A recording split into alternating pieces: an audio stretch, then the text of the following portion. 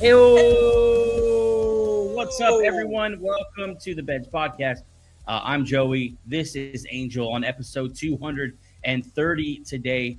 A lot of stuff going on around with the podcast as far as moving around the literal studio, getting ready for our big NFL draft there. Not in Green Bay. We'll be in the studio, but the draft in Green Bay, we'll be live streaming for it. Make sure you set your reminders for that. Everything is kind of gearing toward that right now. April 24th. Set your reminders, turn on notifications for the YouTube page, whatever you need to do. Make sure you join us that night. Giveaways, interviews. It's going to be a lot of fun. We did it last year, 6 hours straight. So much fun. Angel, how you doing, man? Good. Draft season we're just in the heat of it. It's just a bunch of reports. You're looking at highlight tapes or film, whatever. It's a great time of year to be a football nerd because this is like exactly what you want, just diagnosing players. Yeah, we're 365 around here, and this is the time of the year when we are full-on draft mode. Free agency is pretty much wrapped up, although we are still waiting on Aaron Rodgers and what exactly he's going to do. Surprise. Aaron Rodgers. Yep, Aaron Rodgers and Russell Wilson both still out there. We'll see. It sounds like Aaron Rodgers is going to go to Pittsburgh, and Russ is going to go to Cleveland, and Jameis Winston is going to be the starting quarterback for the New York Giants. So that just seems like what's going to happen. Yeah, or Russell Wilson doesn't have a job. I can see a scenario where the Pittsburgh gets Aaron Rodgers and then Russell Wilson. Would you rather have Jameis Winston or Russell Wilson? Is there a big difference? No. I'd rather just keep Jameis Winston, right? If you're like the Giants. Oh, I'm talking about. I had him go to Cleveland. Oh, Cleveland. Oh, yeah. He's scheduled for another. He's scheduled for a second visit there. I think it's going to sign him. What else are you going to do? I think the writing's on the wall. I think Aaron Rodgers, for some reason, is slow playing the Pittsburgh thing, but he's going to eventually be a Pittsburgh Steeler. I think the Vikings thing is pretty much done. We haven't heard anything about that for a while. The last thing we heard is that, hey, we're full ahead with Jason McCarthy, which is kind of what I thought would happen, what should happen, honestly, as a franchise. Yeah. You have a plan, stick to your plan, and see if it works. But on today's episode, though, like we said, free agency pretty much wrapped up. We are looking forward toward the draft. I have my top 10 post-free agency about literally a month away. It's March 24th today, so a month away from the draft. How I see the top 10 falling right now. If you have ideas, you have thoughts about it, if you think I'm reaching, if you think I'm spot on, whatever you think, please put it in the comments below. We love all the draft talk that we can get. What's up? I would love you to comment like spot on, fellas. That'd be incredible. You just pretty argumentative, but that'd be pretty incredible. Yeah, a lot of people have their ideas about the draft, man. I mean, literally, NFL. This is the NFL draft. There's just takes one person to believe someone is a bust or a reach or crazy undervalued for this thing just to get turned on its head. That's why we love the draft. But let's go ahead and get into some housekeeping here. If you're new to the channel, welcome. Hi. There it is. Please like, subscribe, turn on notifications. Of course, we are entering year number 3 of the Bench Podcast. We jump into our 3rd season. Thank you to all of you, whether this is your first day or you are a day one follower. We appreciate all of you for allowing us to do this, all of you for tuning in and enjoying the NFL with us. If you're listening to the audio version, that's Spotify and Apple and whatever you use on. If you have a little tin cup, however you listen to us, thanks for joining the audio version of the Bench Podcast. Of course, brought to you by the Fans First Sports Network. Last thing, check out benchshow.com, home of the Bench Beat. It's articles on fandom, fantasy, and all things NFL. Brand new article up there last week on a big board done by Professor David Adams himself. Yeah. If you don't know DA, David Adams, as he's lovingly called around the studio here, DA is our resident nerd. He is literally a very smart human being. Very smart guy. Yeah. And he is a draft nut as well. He's big board. It's an easy read. A lot of our articles, honestly, they're made so that you can read them while you're on the toilet. This is a guy's channel. You sit down, you put your phone on the toilet, you get some good NFL content, and it's all good. Yeah, Give yourself a break from that. What is it called? Doomsday scrolling? Yeah, I mean, that's how I get most of my fantasy work done. When I'm doing fantasy football, I just sit on the toilet and start negotiating. What would it take to get Stephon Diggs or whoever the hell. It's a great time to focus in on the important things of life, like fantasy football, the NFL draft, whatnot. Last thing for you here, if you are into winning money because you know a lot about sports, download the BETR Picks app and get in on that. If you use our code at sign up, that's BENCHD. Yeah, you got it. BENCHD, you see up there to my right, your left. You will get your first deposit matched up to $250 and a free pick. That is all the sports, NHL, MLB, NBA, of course, the NFL, when that fires up again. It's basically simple over-unders for all your favorite players. You can make, parlays and stuff like that. It's a lot of fun. Also, you'll be supporting the show when you do that. Check out BETR Picks to get into that. All right, let's take a quick break. When we get back, top 10. Be right back. Hey, check it out. You're listening to The Bench Project. Hey, check it out. You're listening to The Bench Project. Project, why don't I call it that? Hey, check it out. You're listening to The Bench NFL Project. Project, what the fuck? Check it out. You're listening to The Bench NFL Project. Project. Hey, check it out. You're listening to The Bench Podcast.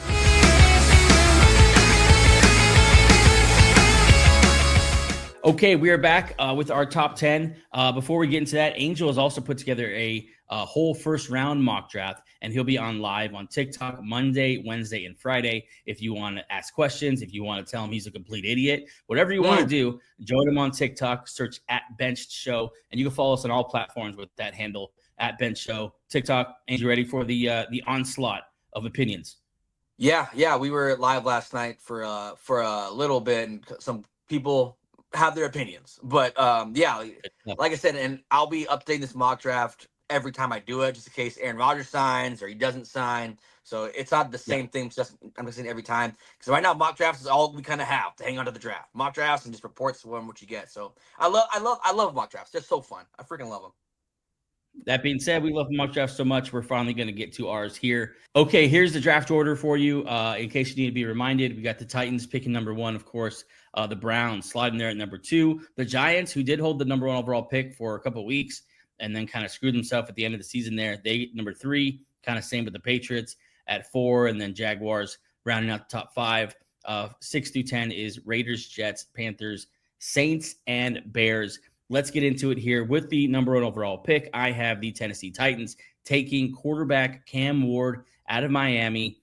This is not unique to me. I'm not the smartest person in the room when it comes to Cam Ward. It's just everyone's making this pick. It seems like the guy. It seems like by far the best quarterback available, or at least a quarterback that everyone agrees has the best chance to be a quality starting quarterback in the NFL. Done a ton of reading on him, watched a lot of film on him. He is confident in the pocket, maybe too confident sometimes. He definitely relies on his savvy in the pocket. He can definitely manipulate the pocket. He can make every throw an NFL quarterback needs to make. Some of the cons I've seen associated with Cam Ward are, number 1, discipline sometimes. Sometimes he's a little bit too confident in that cannon of an arm and decision-making, kind of normal young quarterback stuff. But Cam Ward to the Titans, seems like it made sense, right? Yeah, Brian Callahan last year, we saw how frustrated he got with the Will Levis experience, and it's kind of set up nicely. This offseason, they really attacked offensive line again. Dan Moore Jr. getting paid, way overpaid, but paid. Then veteran guard Zettler coming over after they drafted J.C. Latham last year and signed Cushenberry. You kind of see them set up for a nice landing spot for like a rookie quarterback, and I think he has the most potential. I think Shaduer Sanders lacks the magic that you see Cam Ward play with a little bit. So that's kind of why you pick him over Shaduer Sanders. But yeah, it's set up pretty nicely for him. Weapons aren't great, but a good line and a good running game. They're not gonna light the world on fire this year. It's year 1. Next year, you could draft a wideout. There's a pretty good Alabama wideout coming out next year. So you might just draft him number 1 overall or 2 overall next year. But yeah, this is a nice spot for him. It's hard to argue Cam Ward not going number 1 overall to Titan. It just makes sense. I mean, the pushback on that a little bit. We saw Drake May have a pretty good season last year with nothing a wide receiver. He at least has Calvin Ridley. He at least has Chigaquanquo. He has better running backs than Drake May had last year. I think if he is good, if he is like we've seen some of these top rookie quarterbacks come in, I think they could have a great season because it's a good roster. Yeah. It's and Callahan, for what we believe, he's still a good play caller. He was held back last year by the quarterback play. But yeah, and they need to. I don't think Callahan's on the hot seat, but if you have now, there's pressure there. Like you're picking number 1 overall with Cam Ward, the best quarterback in this draft. Like I think he wants to get this guy getting going good. And in the AFC South, it's not very hard to win. Like that's not a very competitive division. So yeah, it's a slam dunk pick.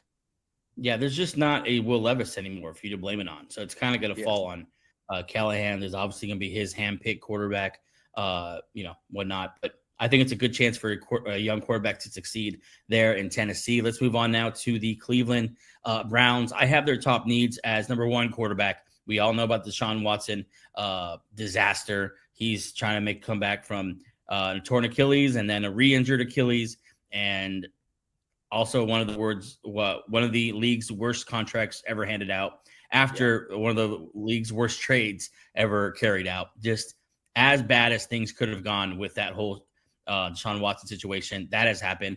For that reason, I think they are taking the opportunity here to turn the page. I think that's what this franchise needs more. And this is a franchise that's really had to turn the page from bad quarterback decisions before. But I think this is the ultimate one. I think Shaduer Sanders, although he's not a perfect prospect, he's not a great athletic profile that you want to see like Cam Ward would have. He doesn't have the strongest arm in the world, but I think he has a lot of self-confidence. I think he was productive in college. I think he was obviously tough as nails behind that terrible offensive line they had at Colorado. And I think he's a guy who, hey, let's take a shot at Shaduer Sanders. I know a lot of people here would like an Abdul Carter or even maybe a Travis Hunter or just kind of a best player available type situation. But I think you got to nail the quarterback here because the roster isn't bad. You take a look at this roster. Besides quarterback, I think they could use a linebacker, although they don't need a linebacker. I think they could use a running back, although I think Jerome Ford's pretty good. I think they could use an edge, but they also just signed Myles Garrett to, a monster contract. So I think this is a good place to drop in a quarterback, and maybe you hit, maybe you don't, but you're picking number 2 overall, and you got to take a shot. Yeah, this is. I mean, it's not a horrible roster. Like if you think about he's probably as athletic as Joe Burrow is, right? Like, that's kind of how athletic he's like, just like a pure pocket passer. And when Burrow got in the league, all he had was a T Higgins and a bad offensive line, and no running game. And over there in Cleveland, you have Jerry Jeudy, David Njoku, and you have Kevin Stefanski, who's been proven like he could make anyone kind of better than what they are. So it's not a horrible landing spot. It's not as bad as people think. Like it's honestly better than the Giants landing spot, to be honest, because I trust the play call a lot more. And it's not and Shaduer Sanders, like, he's not an athletic guy, but he'll pick you apart as far as if you give him time. I know that the Browns just signed Tevin Jenkins. They're trying to address their offensive line. Give him time. Shaduer Sanders will pick him apart, and it's a nice reset. Watson, he's been on the roster for the next 5 years because he has to be. But you could at least say when he's back, you're back up to it. We have a nice rookie quarterback who brings attention and brings an actual winning resume to our program. That's been hard to get a winning resume since we let Baker Mayfield go. So it's just Shaduer. I think 1-2 Cam Ward and Shaduer Sanders. That's just how it's going to happen because QBs run the league, and this is just the best 2. If this is how the board ends up following, it is the worst nightmare for the Giants, who desperately need a quarterback. Unfortunately, there's only 2 quarterbacks that are, at least from what all the experts are telling us, deserve to be picked this high.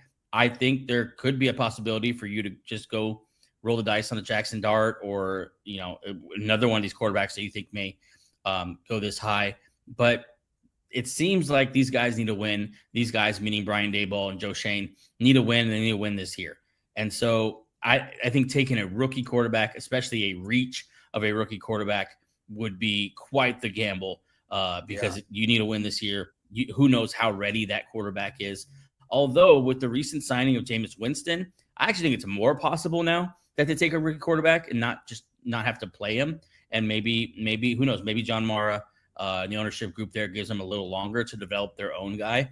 All that being said, I haven't taken a tackle here, although a quarterback is kind of like the joker, the wild card, not to mention Travis Hunter and Abdul Carter. Those guys are just going to be lurking this whole top 10 because who knows at what point someone wants to take those guys. I'm going to have Armand Membou go here, the big athletic freak of a tackle out of Missouri. they have major offensive line problems. And that, I don't care what quarterback you put back there, especially if it's an older, immobile quarterback, you need to fix your offensive line if anything's going to happen with that offense. I think Brian Daboll is smart enough to understand that. You got a shot at the best tackle in the draft here. There's a really high hit rate when it comes to top 10 tackles. Most of the time, they're always pretty good. They're always at least starters. It's hard to miss on a top end tackle. That translates pretty easily. I think they take Armand Membou here, although there's 2 or 3 guys I could see him taking here. Yeah, him. It's either Membou or Campbell, whichever one you kind of want. Membou is actually the better athlete, and he's actually bigger. He's just like 330 pounds. He can move. Yeah. This is the worst case scenario for the Giants. So like quarterback's taken, so take best available. I could see with that 34th or 35th pick picking a Jackson Dart or Milroe, kind of letting him wait behind Jameis Winston. But if this were to happen, best available, it would be a tackle, and they need offensive line help in the worst way. They're getting old and hurt there at offensive line. So what sucks is that throughout the year is the Giants were such a presence at every Colorado game. Like you could tell they wanted Shaduer Sanders. Like every single game they were at, like they had the most presence at every Shaduer Sanders outing. So in this case scenario, maybe they trade up, make a stupid offer for number 2 overall, but in this scenario, Membou isn't bad. I mean, he's a plug and play guy, right tackle. Andrew Thomas coming back next year. Nice bookend tackles there. Don't like the pick, but obviously quarterback would be a reach here. Not named I think Deion Sanders just came out and said that he hopes that New York is the spot that Shaduer Sanders goes to. So maybe they jump a pick here. All the leverage. Yeah, I know, right? But obviously that would be ideal for them. That being said, though, it also gives, like, if a team wants Shaduer, they know exactly where they have to go to get him. Trade with the Browns, it'd be very expensive. I don't know. I think this is 2-3 is kind of the crux of the draft. However these 2 picks go, will push down Abdul Carter, a Travis Hunter, those kind of guys even lower, and get some of these teams a chance to pick him. One of my most interesting. Yeah, go ahead. Just real quick, I'm gonna throw a scenario at you. Say like the Browns call the Giants, right? Like, all right, you want Sanders? Would you give me number 3 overall and your first round pick next year to move up 1 spot? Would you do that if like you're the Giants? Because remember if Russell Wilson signs with the Browns, he said he's having his second visit. So you have Russell Wilson there. Maybe you slide down 1 slot. And in this scenario, Sanders will go number 2. You pick Abdul Carter if you're Cleveland, and you have Myles Garrett and Abdul Carter. That's like, is that too much for Shaduer Sanders? Like a 1 this year, number 3 overall, and then a 1 next year. If you're Cleveland, no. If you believe that's if you've evaluated and you think this is, this guy has a shot to be a franchise quarterback, no, it's not too much. 1 first round pick. No, would you give up? I mean, who's the lowest? Listen, real quick. Who's the lowest end franchise quarterback in the league right now? Who you think like, okay, that's for sure a franchise quarterback? I'm thinking somewhere around like Trevor Lawrence or maybe a little higher than that. Maybe like Jordan Love. Let's take Jordan Love. He hasn't really won anything yet. Hasn't been too successful, but we are sure he's a franchise guy for the Green Bay Packers. Would you give 2 first round picks to Jordan Love? Yeah. That's what I'm saying. Like, I think if you think he's a guy and he's a chance to be that franchise quarterback, I don't know. It would have to be a pretty steep price. But I do think the Giants are going to be desperate here. They're going to make a dumb trade to get number 2 overall. And the Browns, look, Why is it a dumb trade? No. Because I just see them giving up 2 firsts and a second and a third, like almost like an entire draft. And I just get scared because we've seen all these quarterbacks. I mean, we don't know, but we've seen all these quarterbacks sometimes. Don't be scared, Angel. No, I mean, look, and also the desperation of Joe Shane to win this year. I'm telling you, like, I really do think Cleveland's going to trade back, and the Giants need to trade up because they need to win right away. And Winston, that Giants are just, oh man, I can't wait to see what they do draft night because it'd be so interesting. Yeah, we'll see what they do. I don't know. I think if that's your guy, go get him, and I'd be comfortable going down like that. I'd be comfortable losing my job like that. Like, I'd rather go out swinging and taking a shot at a guy that I believe in than not. And like you said, they've been in love with Shaduer Sanders for about 2 years now. Let's move on here to one of my favorite teams to talk about in the top 5, or my favorite team to talk about in the top 5. And that's New England Patriots because of what Vrabel has done, because they already have the quarterback situation we all think figured out for the foreseeable future. The defense now looks like it's already like a top 5 to 10 unit. This pick now becomes like, okay, this is a top 5 pick that could be on a playoff team, which is pretty, like, you can't say that for the rest of these 3 so far. I have the New England Patriots taking Will Campbell, the tackle. That's right, I said it, tackle. Don't give a crap that he has 32-inch arms. He's a tackle because he played tackle at LSU, so he could play freaking tackle. Don't want to hear this guard stuff anymore. I'm not going there to the Patriots. They have not done anything to address their left tackle position. Like, literally nothing. It's March 24th. Free agency was 2 weeks ago. I mean, who's left now that you're actually going to slot in to protect your young franchise quarterback? I think they've tipped their hand, and I think they don't care. I think they're sitting here at 4, and they think either Armand Membou or Will Campbell will be here. We're comfortable with both. We'll take a tackle at 4. Yeah.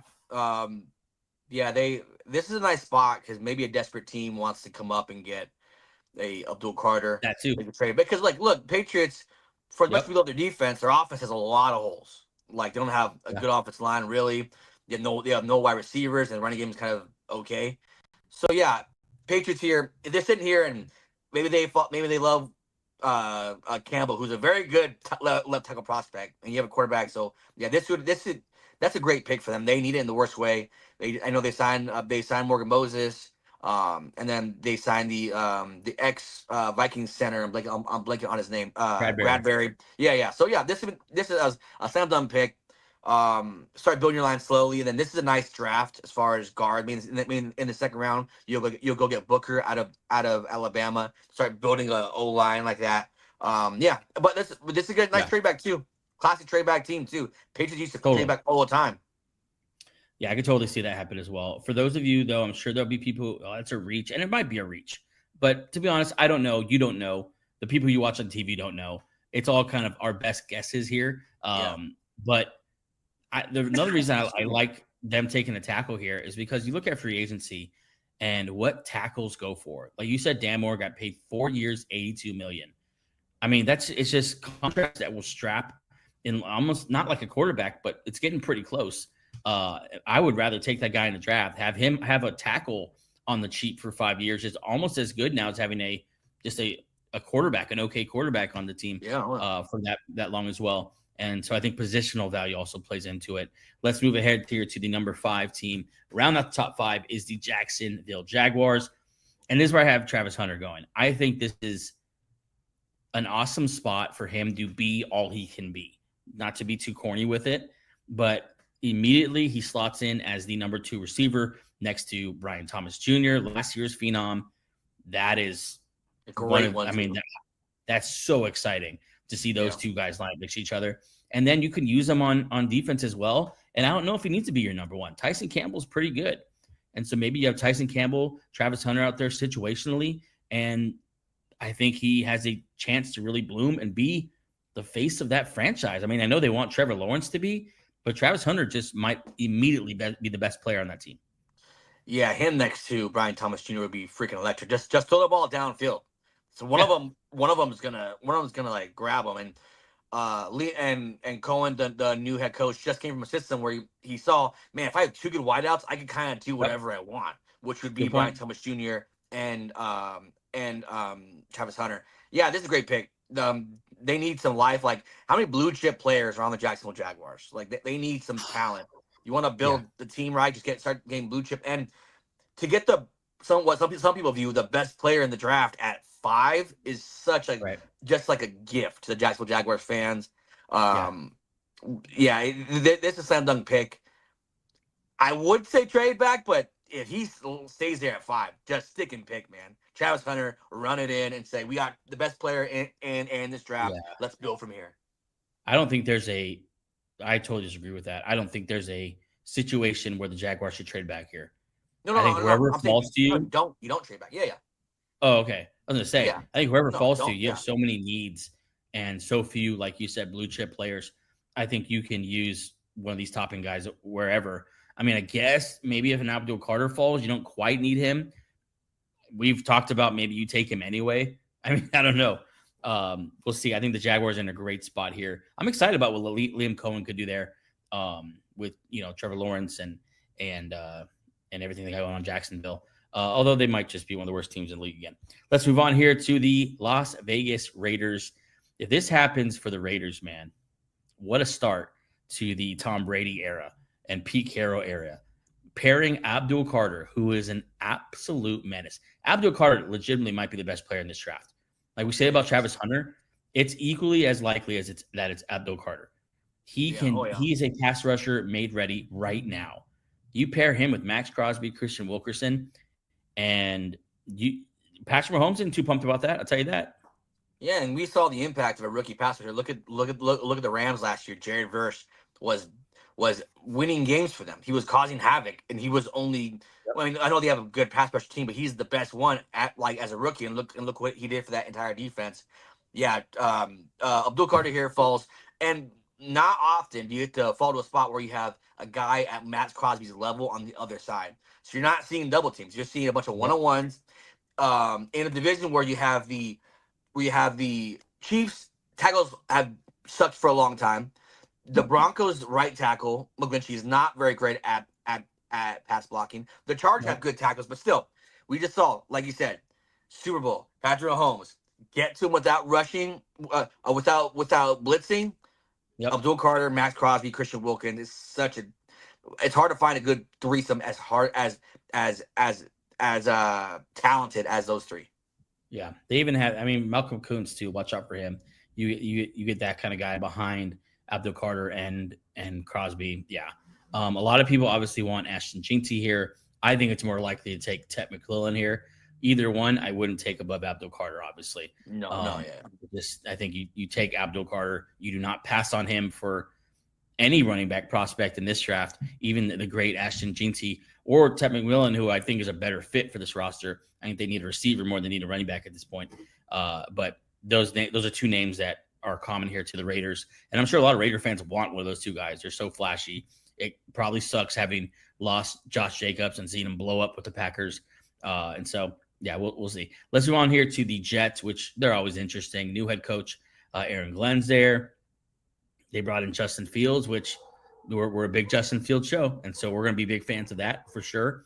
Yeah, I have Mason Graham, the defensive tackle, going to the Jets. Mason Graham is the player no one's talking about in this top 10 because he's a D tackle. And let's be honest, he's a white D tackle. He's a lunch pail, hard hat type of guy.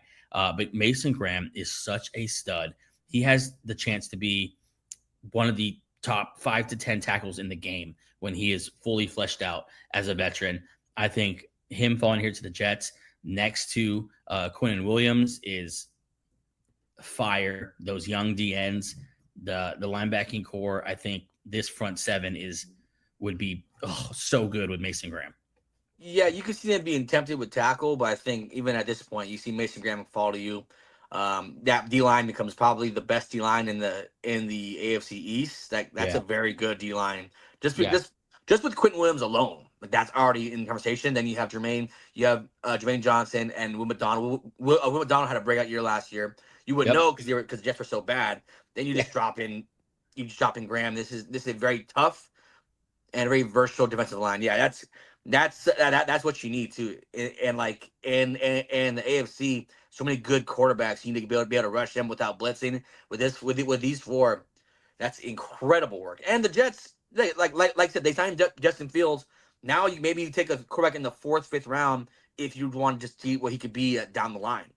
Or maybe they still have Jordan Travis there, Florida State quarterback, who they kind of maybe you sit there, you wait a little bit, maybe see what he turns out to be. That I know it's a different regime that drafted him, but still, I think this year Fields with this tough defense, you run the ball. That's a very good. That's a very good team. The Carolina Panthers are in the midst of one of the greatest comebacks of all time. That is the return of Bryce Young, even though he never left. That car accident, or that's what happened to Andy Dalton, right? Where he got a car accident or something and just never came back. That opened the door for Bryce Young, and he had a great end of the season. And we even, the great, was it Mike Tepper?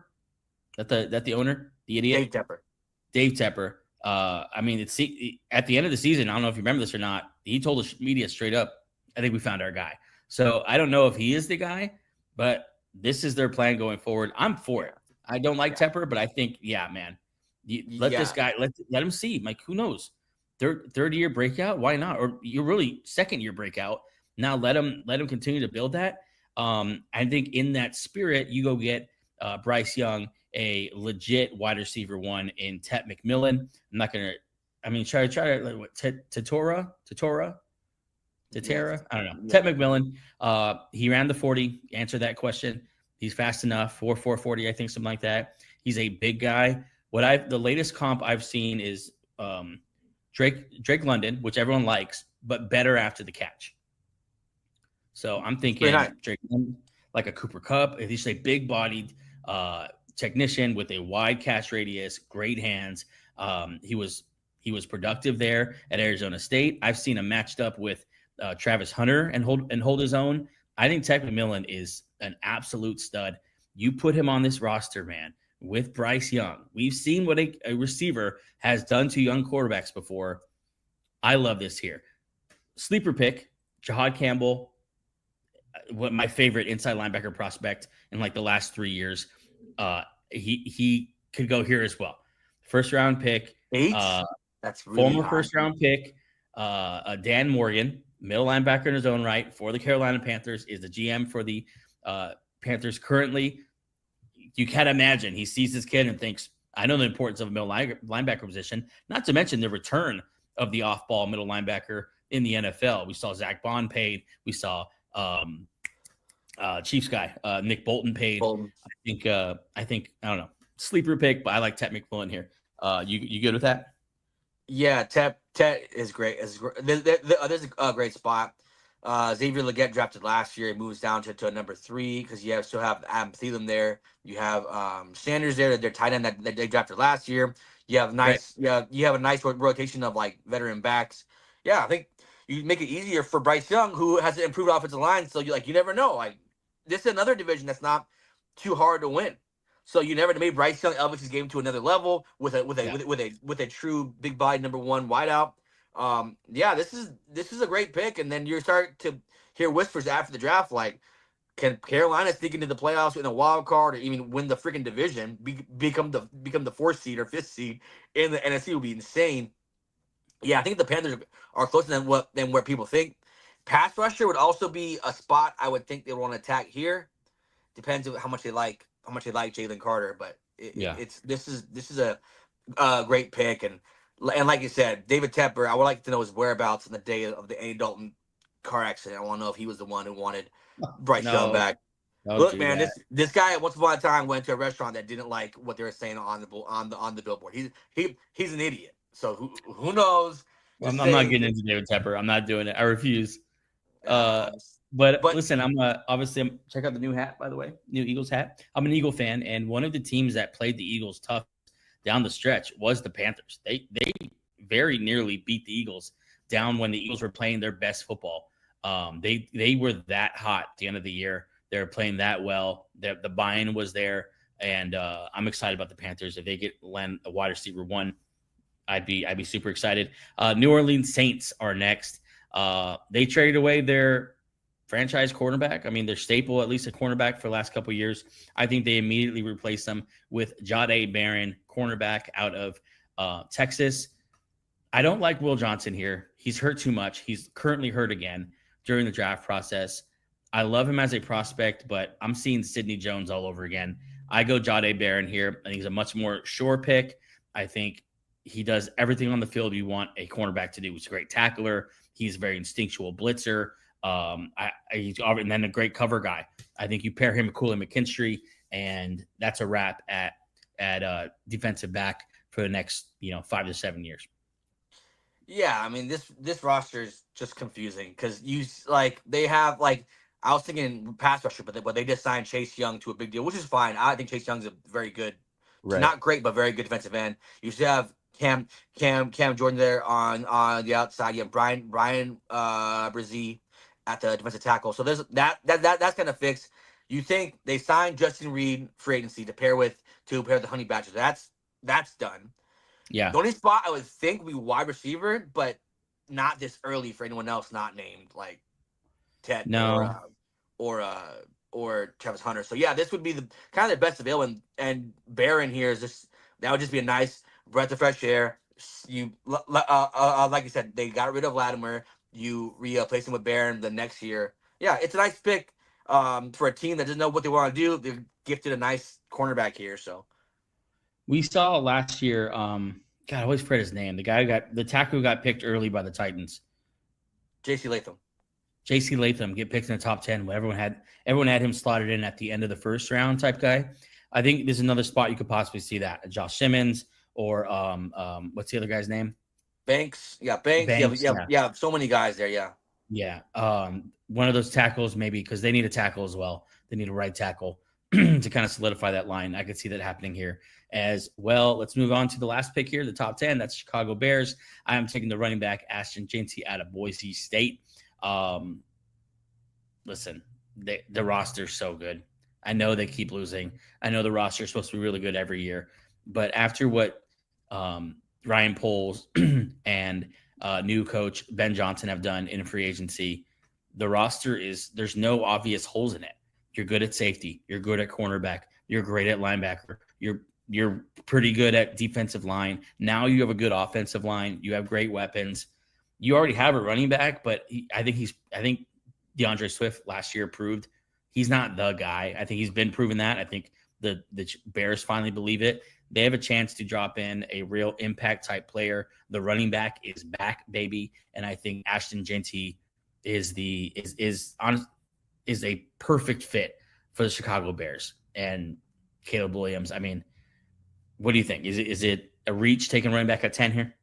No, it's just they set themselves up nicely to pick best available, and Jeanty's a very good running back. He's the best running back in this draft class. So yeah, I think putting him there to help out Caleb Williams to behind that improved offensive line, take pressure off Caleb Williams, to make this a fun, creative offense where you don't really know where it could hurt you, because outside you have DJ Moore and Rome Adunze, right?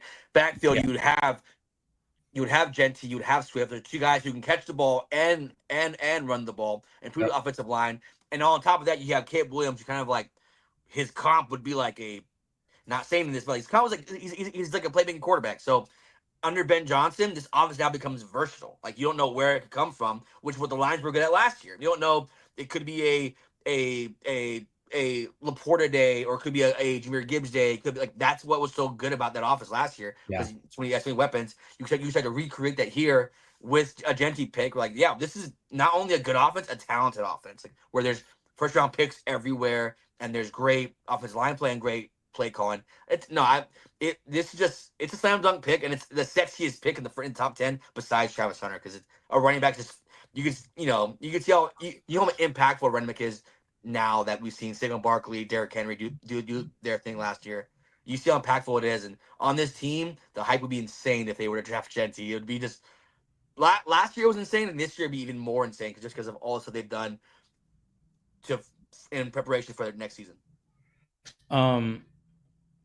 I mean, you don't always want to assume that the newly hired head coach that used to be a coordinator is going to do exactly what he saw in the organization he just came from. But it seems like so far Ben Johnson is trying to do exactly what he saw in Detroit by investing in that offensive line. That has been the best unit of the Lions in their rebirth in the last couple of years. We saw him do that, and I don't know why. It's always attributed to Dan Campbell that the Lions run the ball so much. Ben Johnson was the one calling the plays. Ben Johnson likes to run the ball. Ben Johnson knew how to utilize two really good running backs. And so why not believe that he's trying to do that here too with DeAndre Swift and Ashton Jeanty? That's a hell of a duo. And, man, I think Gabe would hate this, and I get Gabe's logic, because every year we hear it with the Bears that they're back and this is the year and all that. But, God, this is a great year to buy in, because they would be – I mean, you can see this team making like a Super Bowl type run. And I hate to be the one to say that, but they're that kind of talented, and the NFC isn't stacked. The NFC is a little wide open. I was doing an NFC like a ranking the other day. You got the Eagles. The Lions lost both coordinators. The Vikings are going to have a new quarterback. Jaden Daniels, we don't love what he's done with his roster, and he's a rookie. He's a second-year rookie, which is also can be kind of volatile. Name another shoe-in for the playoffs in the NFC. I mean, I would say the NFC North and the Commanders are only teams that I'd fear, but there's a lot of playoff spots. So yeah, I mean, you're not fearing anyone from the NFC South. So that's a whole division that you don't have to worry about really. But yeah, I mean, it would be the Lions, Vikings, Commanders, and Bears, and Packers. Yeah, those are the only 4 teams that we're kind of scared of, and even at that point, the NFC North flamed out last year, playoff wise. They didn't win one single playoff game, as good as they were. So you never know. Football is weird, and the NFC, it is wide open because you just don't know. Because football's it's not the same. Like I said, Vikings new quarterback. Lions lost both coordinators who are very impactful to that team's success, and So Bears, it's hard to say because we always say this, but I could see a scenario where they're very high up there, like in the seeding. I'm not saying how high yet, but I wouldn't say Super Bowl. I'd say in the playoffs for sure. Though, like that, that's very. I think they could make. I mean, they would have to beat the Eagles, or I'm sure one of these teams is gonna bounce back just fine. There's just questions around the Lions and the Vikings because of major changes. But I could see them at least if Caleb Williams hits and Ben Johnson is able to figure him out, they're probably going to be a favorite for at least the NFC title game. The roster's that good.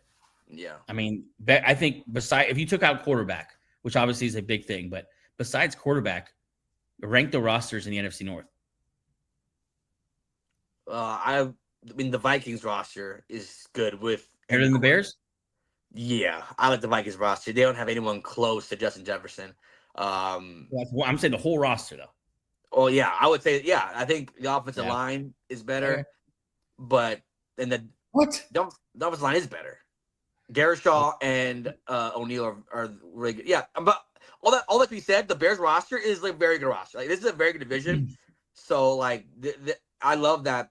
Last year it was such a tough division to win, and then you add the Bears having all this offseason and this year getting Jeanty. It's an incredible, and it's just fun to watch the NFC North games now because every team you see like, oh yeah, they can win Super Bowl for sure.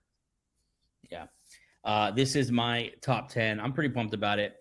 Please let us know how you feel about it in the chat below. We always love the back and forth banter. I love the new ideas, to be honest.